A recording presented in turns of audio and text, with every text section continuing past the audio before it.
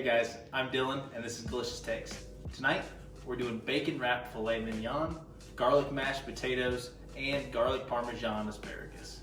So first thing we're gonna do is we're gonna trim our beef tenderloin. Bought a whole factory beef tenderloin from Costco. So first thing we're gonna do is trim it up. This piece here is called the chain, it's kind of hanging off. We're just gonna use the tip of our knife. Always use a sharp knife. Make sure it's sharp before you start cutting. We're just gonna keep that up here for now because we are gonna utilize that. Next thing here we have is the tail. And we're going to go ahead and cut that tail off like right here. And that's also gonna be used. So that kind of stuff can be used for fajitas, stew meat, cubing up, putting in stir fry, whatever you want. Then I'm just gonna come down here. Some of this fat here, I'm just gonna go right along it. And I'm gonna trim that off. I got a little bowl here for my waist. Some of this stuff here where there's still some silver skin left on it, you can just actually pull it right off by hand. It'll come off like that. But you need to use your knife a little bit, just use the tip of your knife.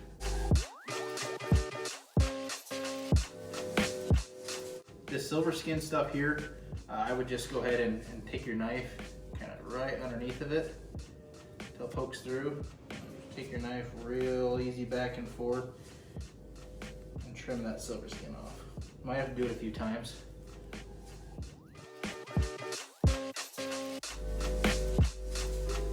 Just gonna square this up here. Some of this fat on the side here is okay. It's just gonna be more flavor, but some of this stuff where it's a little gristly like this, that's gonna be chewy and it's not gonna taste very good.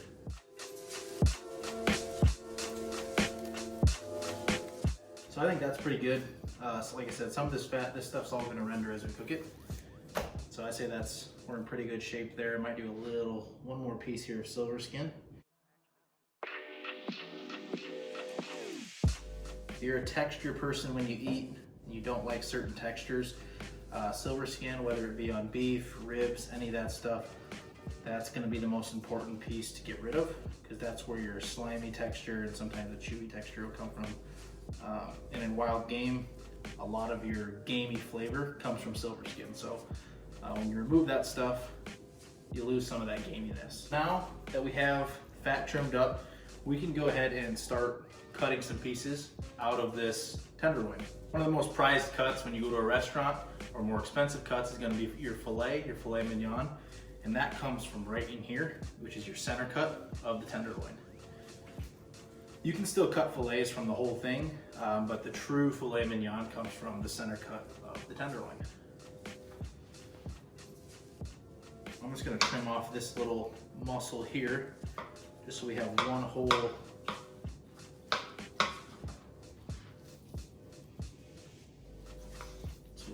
piece here that we have to work with.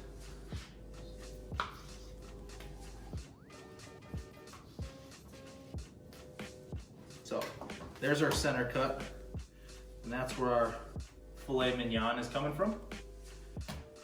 So now what we can do is there's a little extra fat on there that I don't want on my filet, so I'm just gonna take that and I'm gonna come right down this here and trim some of this stuff off. Just because it's gonna be unappetizing to look at and it's not gonna taste the best on the outside of it there. You don't wanna take off too much though, because the more fat you trim off, you're also losing a little bit of moisture. But we're gonna cook this on the Pit Boss grill, so I'm not super worried about losing moisture as we're gonna cook it kind of slow. We're gonna wrap these in bacon as well. So what we're going to do is I'm just gonna kind of go what a generous portion of like a filet steak would be. Like that, nice cut of filet.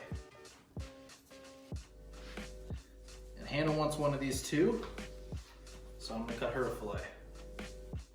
And while we're at it, we might as well just make 4 of them, right? So we got our fillets cut, so now we're gonna go ahead and season them with Hardcore Carnivore Black. Once we have them seasoned, we're gonna go ahead and wrap them in bacon, take them right out to the Pit Boss and get them cooking. So I'm just gonna take one here, move these other ones out of the way. go ahead and season them a little bit. This has got some garlic, salt in it, some onion.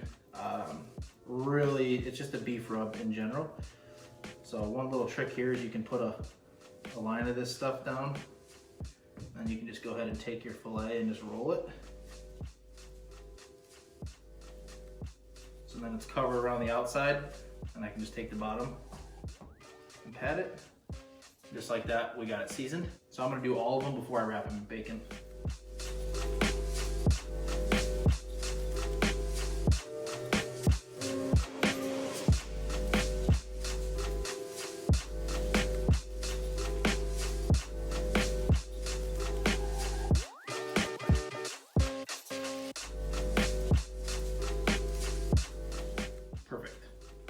Fillets are seasoned up, and now they're ready for bacon. So what we're gonna do is we're just gonna take a couple strips of bacon and lay them down on our cutting board like this.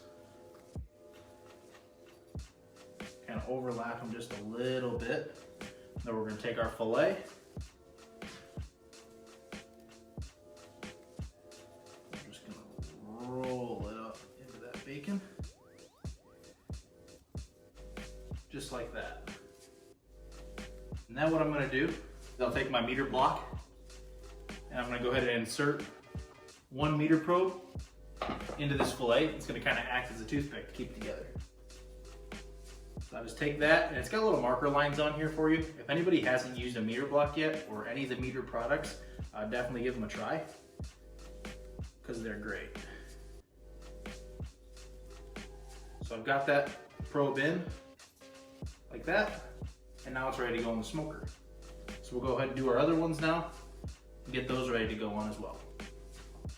So again, I'm just gonna take some bacon, lay it down on my cutting board. I'm doing 2 pieces per fillet. Kind of overlap them just a little bit. And you can just kind of grab the end here and just kind of roll it up tight. This will allow these to cook a little bit more even too, because it's kind of acting like butcher twine a little bit. It's keeping it compact and close together. Then I can take my next meter probe and insert that one.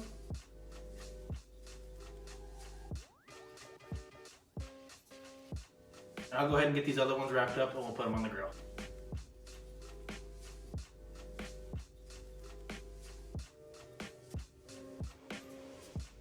All right guys, our fillets are prepped, ready for the grill. Let's go put them on.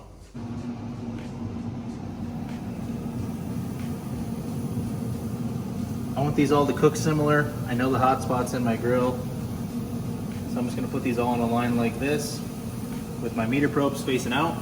Okay, so while we have the fillets on the grill, we're gonna go ahead and prepare our sides. We are doing garlic, mashed potatoes, and garlic, Parmesan, and bacon asparagus. Because I'm gonna go ahead and prep the air fryer. And I'm just gonna go ahead and take the bacon and lay it right down in the air fryer. So once you got your bacon in the air fryer, we're gonna go ahead and take our asparagus and make sure to trim the ends off. And then I've got a couple tablespoons of garlic salt, Parmesan cheese. So now I'm gonna pop it in the air fryer. I'm gonna set that to 400 degrees for 7 minutes. Okay, so we're gonna go ahead and trim up this meat. So these pieces here that we cut off, you could just make these, keep them as fillets, just a little bit smaller than the ones that we're cooking right now. So I'm just gonna leave those as fillets, and I'll end up vacuum sealing those and putting them back in the freezer. This is the tail here. And so with the tail, we're just gonna trim off pieces that you don't think are edible. Just trim them right off of there. And a lot of this stuff, like I said, you can just pull it right off. And then with this stuff, this extra trimmy stuff, I'm gonna leave some of this fat on there yet. But with this trim stuff, cut it into strips really thin. You can cube it up, and then you can use it in things like stir fry, stews, whatever. I'm gonna make some chili over the weekend, so I think I'm gonna dice all this stuff up and add it to my deer chili. This is a little bit bigger piece. So this we can go ahead and keep as a roast. Put that in with the other 2 fillets.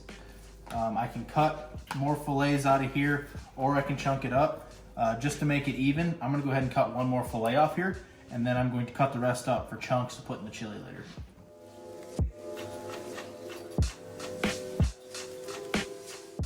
And then you got your chain here.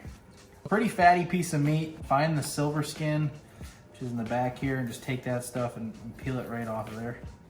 And once you peel the fat off, you can see that silver skin exposed now. Not a lot on this piece. This is a pretty good chunk of meat, not as fatty. Sometimes they do a lot of this trimming stuff for you before they package it. But you can see here, I can pull this piece of meat right off the silver skin. And what I'm gonna do with that, I'm just gonna chunk that up, put it with this other stuff. We're gonna go ahead and make our garlic mashed potatoes now. So I'm gonna take my potatoes, I've boiled them, they're strained. I'm gonna go ahead and dump them into our mixing bowl. We're just cooking for 2 people, so we've only got about 1.5 pounds, 2 pounds of potatoes in there. Next thing we're gonna add is our heavy whipping cream. So we have 2 cups in here, but we're just gonna dump a cup in for now, and then we'll add more as we go. Okay, we've got a few tablespoons of salt, a few tablespoons of garlic, minced, half a stick of butter, put it on the KitchenAid. Lock it in.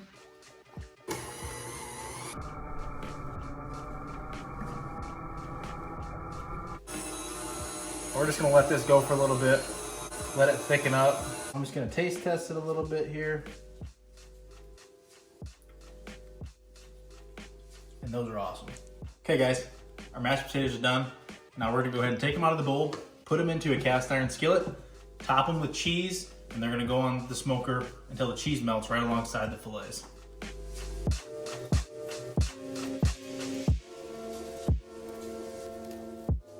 I prefer the skins on my potatoes when I'm making mashed potatoes. So they're kind of like a southern country mashed potato. I don't know if that's what they are or not, but that's what they feel like. That's why I do it, because I like it. If you don't, do whatever you like. So we're just gonna spread out our potatoes here like this. And then we're gonna take some shredded cheese and put as much on there as you like. Get some good coverage, edge to edge. Those are ready for the smoker. So I'm gonna put the mashed potatoes right on next to the fillets as those go ahead and finish searing. All right guys, I'm gonna talk to you about the meter block I'm using tonight and the meter probes. This is the meter block, made by the company Meter, which specializes in cooking instruments like this here. They've got 3 different models, I think. This is the biggest one you can get. It comes with 4 probes. They have one with 1 probe and one with 2 probes. What it does, it allows me to connect this to those probes via Bluetooth. And then this also connects to my phone via Wi-Fi. And now you can see that my steaks are at 96 degrees internal. 130 is my target. 411 is the grill temperature, that's the ambient temp. And I've got about 12 minutes left until my steaks are done. All right guys, so the steaks are done. We pulled them off the grill at like 125, just so they could rest to get to that perfect medium rare for us. So I'm just gonna go ahead and pull the meter probe out of this fillet, and now it's time to cut them.